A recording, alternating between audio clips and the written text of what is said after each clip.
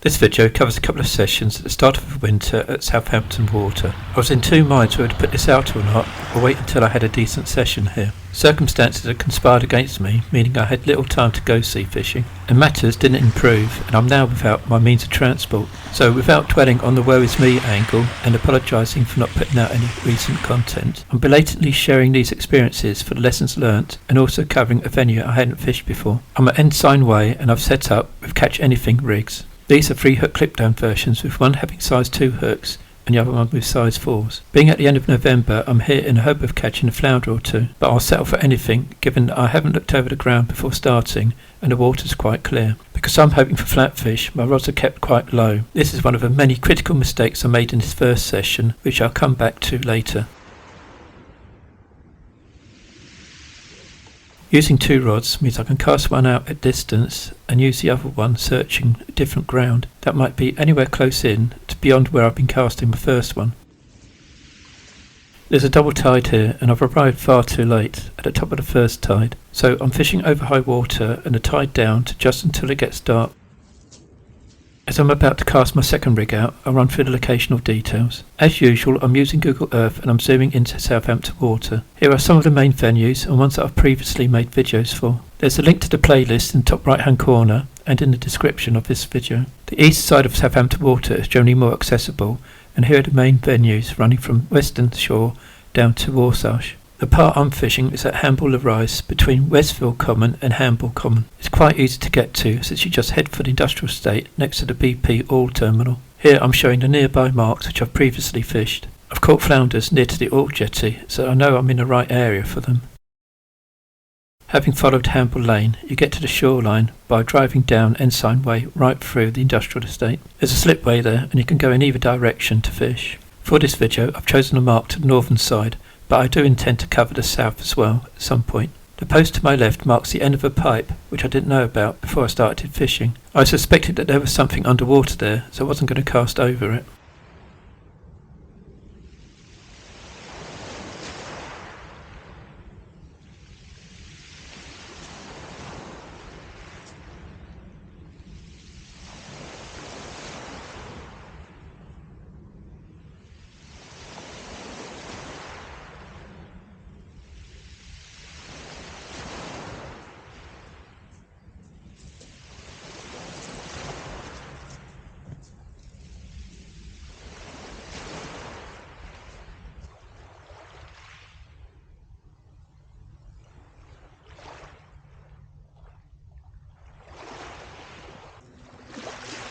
Quick check of the watch and I'm disappointed that I didn't get here at least half an hour earlier. I'm thinking I've already missed the window when the fish start to feed just before the top of the tide. Nothing's happening at this stage, so I'm going to twitch one rig and wind in the other one to check it.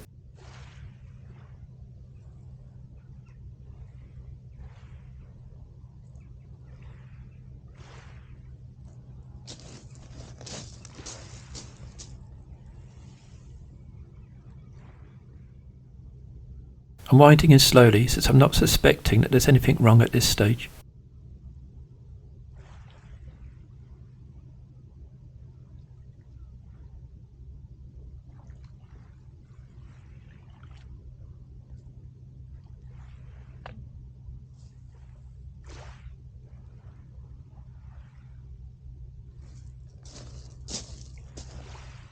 I've brought both ragworm and black lug and it doesn't do any harm to make regular changes.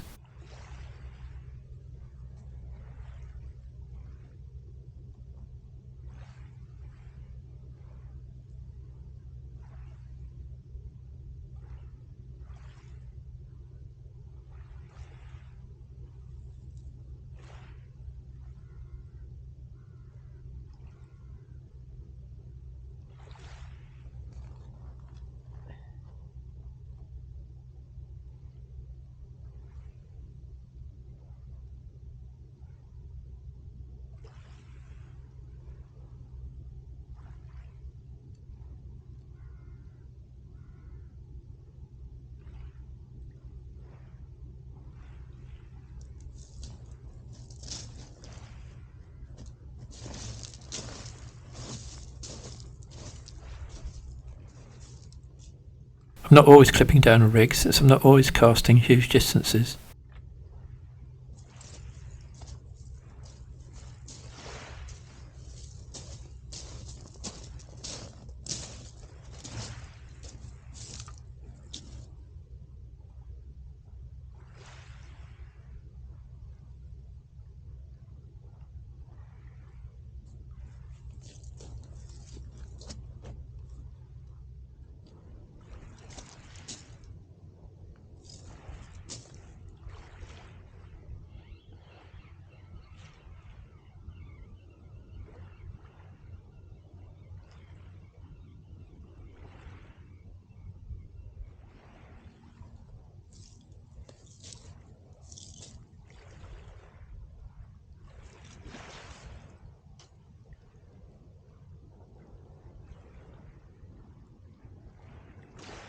Something's been chewing the bait, but it's not fish, and as you can see, there's something dangling from the top hook.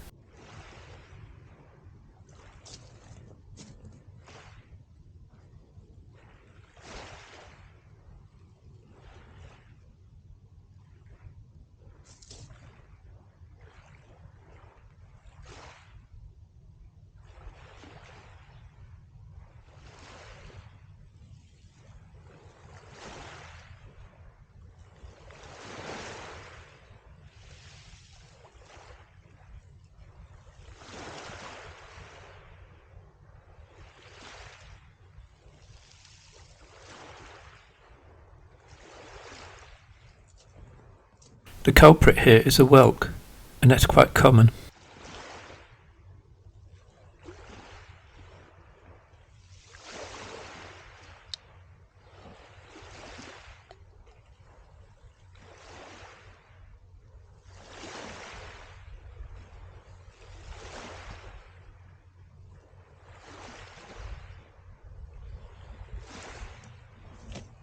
Before I replace the ragworm, I've noticed that I've had a bite on the other rod.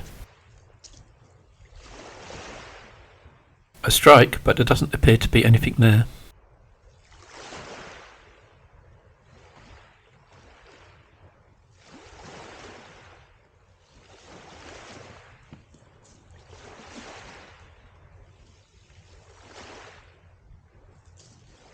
The bait looks untouched, so I'm just going to clip up and cast it back out there again. You may have noticed, but with both my rigs, I have a bottom hook trailing below the lead. It doesn't appear to be a problem at the moment, and sometimes that's a better option when you're fishing for flatfish. However, it proved to be a costly mistake later on in the session.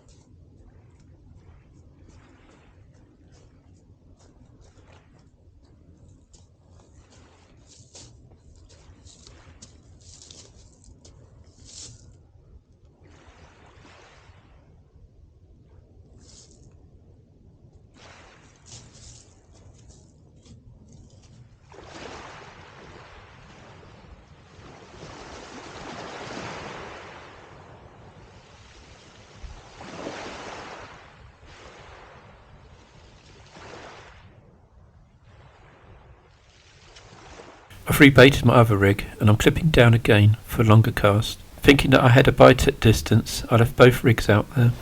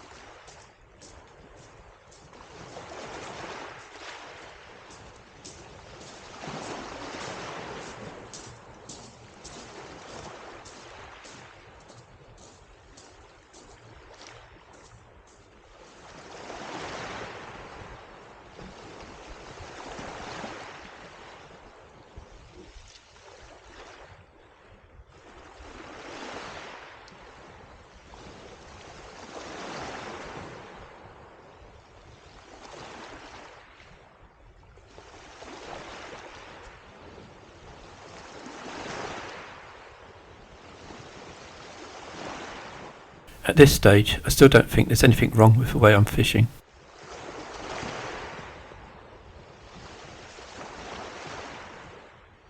And it wasn't long before I got my next indication.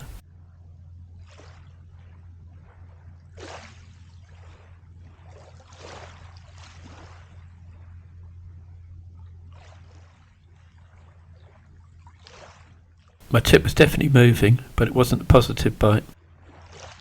So I decided to hold the rod in order to time my strike carefully.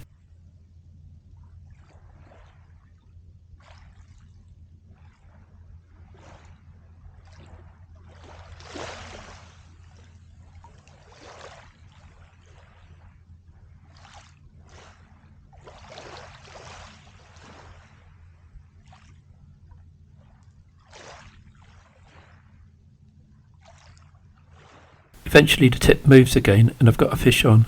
It felt like a decent flat fish. It was putting up some resistance and hugging the bottom. Unfortunately, I played it too gingerly and it came off on the way in. I felt something jolt and I think my lead got caught on something. So unfortunately, my hook pulled out of a fish. That seemed to set the pattern for the rest of the session.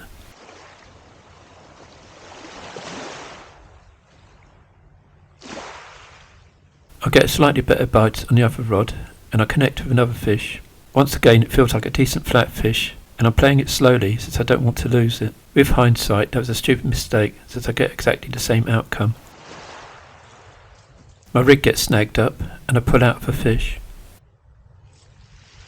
The bait on the bottom hook is still okay, so it would have taken one of the other two. I should have realised at this stage that it was more than likely that the trailing hook got caught up on something and I should have adjusted the rig or kept the rod high and wound in really quickly with a fish on.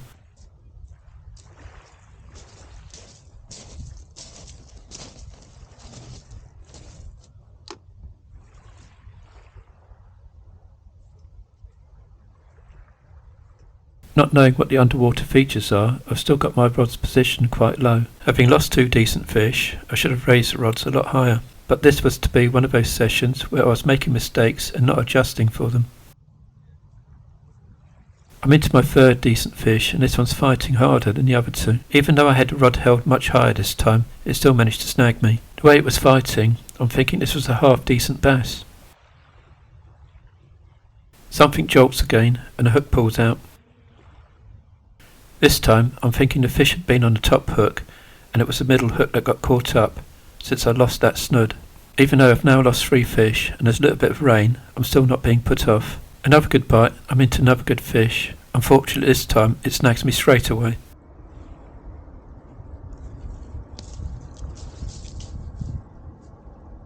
I keep the pressure on but to no avail. The hook pulls out yet again. I'm now cursing my luck. I'm regretting not looking over the area at low tide. Although there's clearly some decent fish here, I'm thinking it must be one hell of a snag pit. I'm now blaming my choice of mark rather than the way I'm fishing. Another decent lost fish and I'm getting really cheesed off. I'm not showing much more of this session since it ended up being a disaster. I'm still getting some indications as the tide is ebbing and I'm staying in the hope of actually avoiding a blank. One last decent bite. And guess what? I'm snagged again.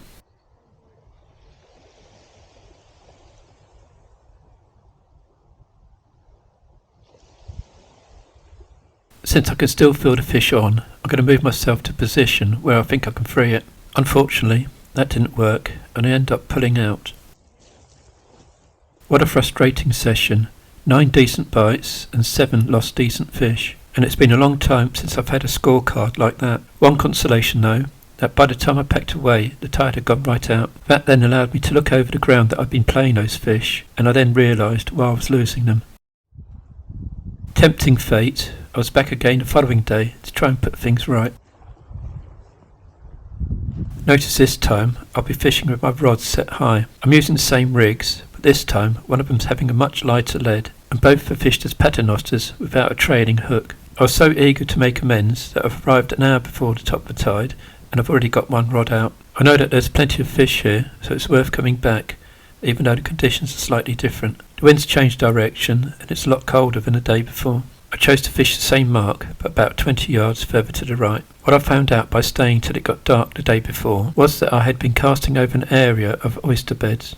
The shells of these are pretty sharp, and they protrude quite a distance from the mud. Once hooked, the fish keep low and swim over them, so part of a rig gets caught up, or even the leader if I'm keeping my rods down low. Now that I think I'm more aware of what the problem was, there's no point in fishing somewhere else when the fish are here. It's just a question of fishing differently in order to get the fish out. Keeping the rods high and winding in quickly should help, and trying to minimise the chances of a lead or a hook length getting caught up. You may notice the change of lead type. The rig I'm attaching now has a coloured and fairly lightweight Americano lead. These are partly flattened, and that helps getting them up in the water when retrieving. My bottom hook length is no longer trailing behind the lead, and I'm tying an extra stop knot below the swivel to help secure it, so if it does get stuck, there's less chance of it slipping. I should have realised that a trailing hook length was asking for trouble the day before. However, I wasn't to know about the oyster bed, although I should have realised there was something wrong, and I should have made those adjustments.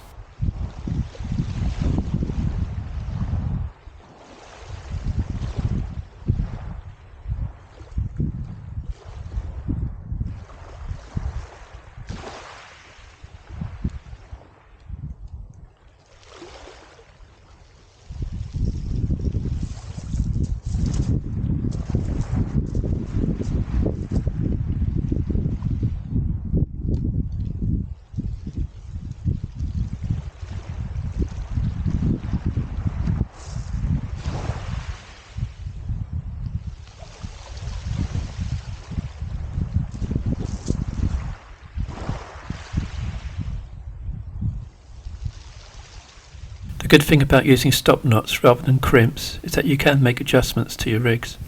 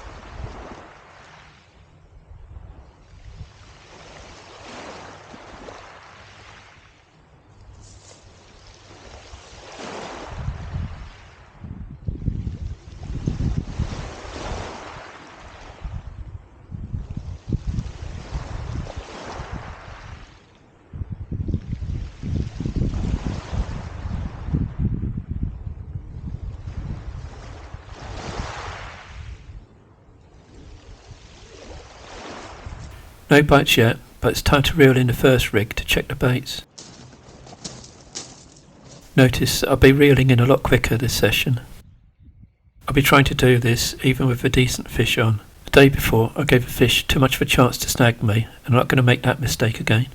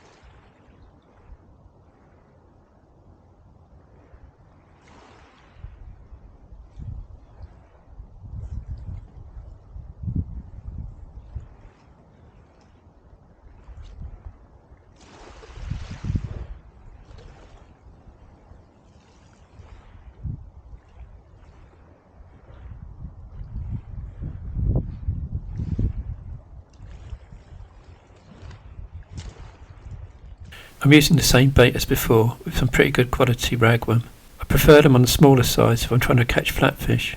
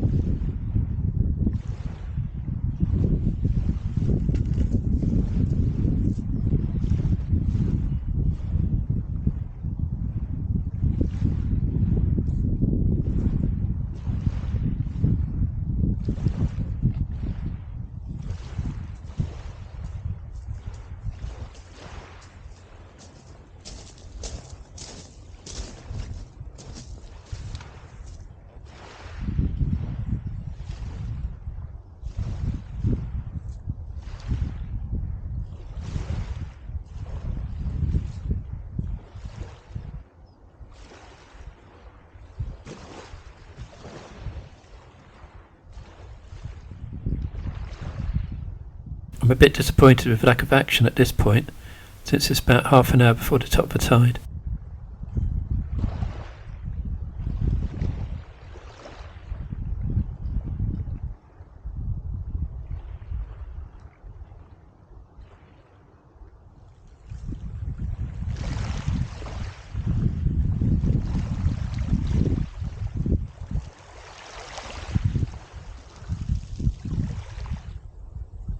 Then I get my first bite, a good knock which I think I've hit.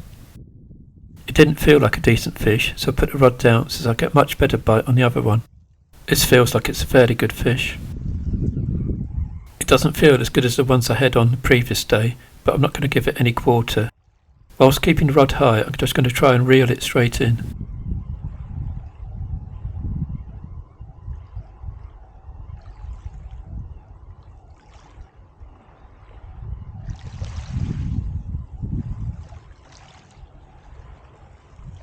This approach seems to be working, and I think I've got it past the oyster beds.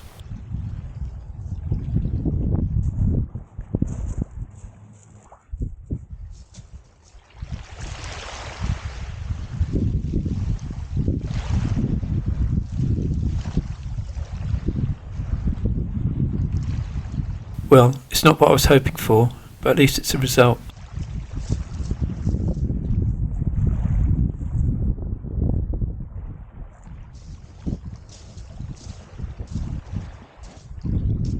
And I'm surprised to find it's a smooth hound, not really what I was expecting at the end of November. However, it's more than welcome given the number of fish I lost the previous day. It's also a good sign for the venue. I normally target smooth hounds at marks at the adjacent venue at Westfield Common. I normally head there to start fishing for them at the end of May, but I'm now thinking that this might be a good mark to fish for them as well. Reeling in the other rod, and there's a fish on there as well. And this time I'm not surprised to find that it's a tiny little bass. Still, that's 2 bites and 2 fish. A marked improvement from the day before, so I'm quite happy that the little changes I've made seem to be paying off.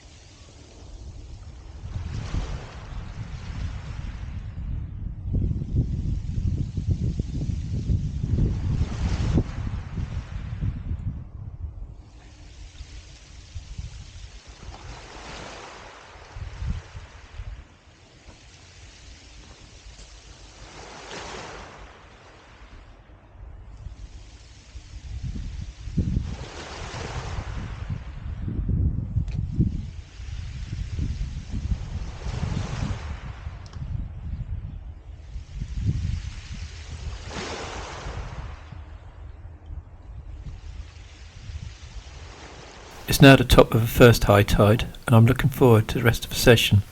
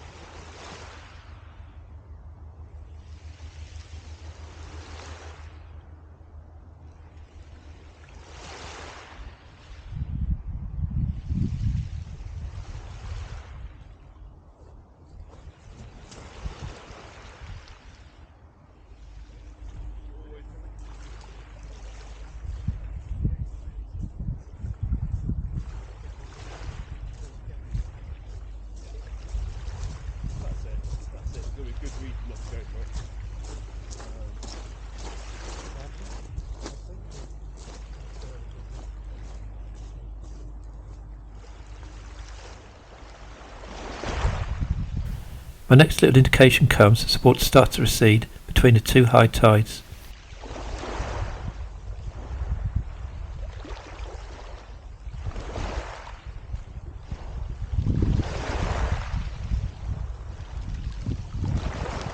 I strike a second knock, but unfortunately miss that.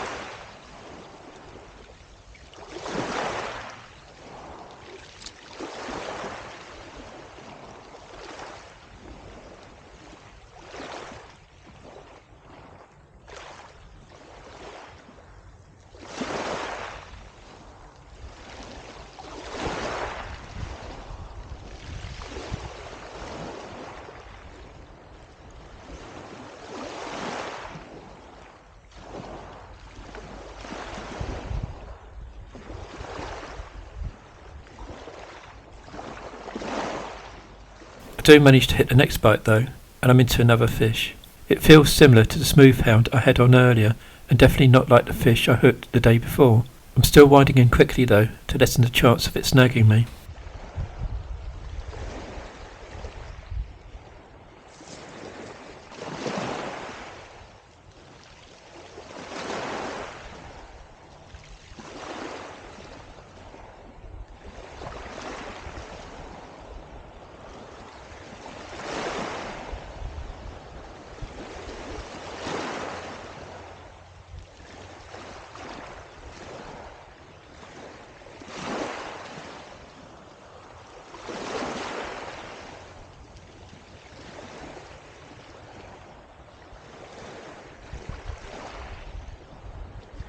It's fish number 3 and species number 3, a small dogfish. I'm still happy about that though, since I got it in.